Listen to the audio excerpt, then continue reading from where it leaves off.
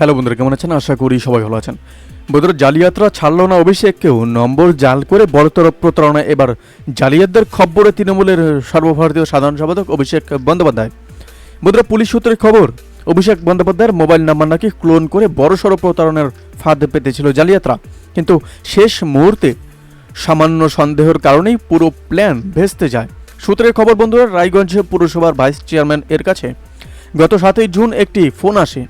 নিজেকে অভিষেক ব্যানার্জি পরিচয় দিয়ে ফোনের ওপারে থাকা ব্যক্তি বলেন, সুফিয়া চক্রবর্তী নামে এক ভদ্র মহিলার জমি সংক্রান্ত কিছু জটিলতা আছে, যা যত তাড়াতাড়ি সম্ভব মিটে দিতে হবে।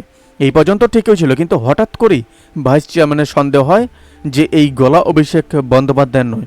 কাল বিলম্ব না করে তাই তিনি অভিষেক বন্দ্যোপাধ্যায়ের আত্মসহায়ক সুমিত দেকে ফোন করেন। তারপরে অভিষেক ব্যানার্জির ক্যামাক স্ট্রিটের অফিস থেকে শেক্সপিয়র সরণি থানায় অভিযোগ দায়ের করা হয়।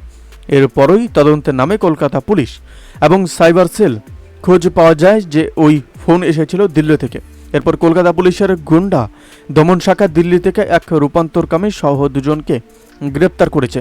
তদন্তে নেমে জানা গিয়েছে এই সোফিয়া আদতে শুভজিৎ। সে তার নতুন বন্ধু আইটি সেক্টরে কর্মরত অভিষেক চৌধুরীকে দিয়ে এই নাম্বারটি ক্লোন করিয়ে ফোন করেছিল। কলকাতা পুলিশ সূত্রে জানা গিয়েছে যে নাম্বারটি ক্লোন করা হয়েছিল সেটা অভিষেক ব্যানার্জির ব্যক্তিগত মোবাইল নম্বর নয়। ধৃতদের কলকাতায় এনে আদালতে হাজির করানোর পর পুলিশি হেফাজতের নির্দেশ দিয়েছেন বিচারক। বন্ধুরা, এই আপডেট প্রসঙ্গে আপনাদের কি মতামত অবশ্যই আমাদের কমেন্ট করে জানতে বলবেন না। ভালো থাকবেন, সুস্থ থাকবেন, ধন্যবাদ। দেখা হচ্ছে নতুন একটি ভিডিওতে। আপনি কোথা থেকে দেখছেন এই ভিডিওকে অবশ্যই আমাদের কমেন্ট করে জানতে বলবেন না।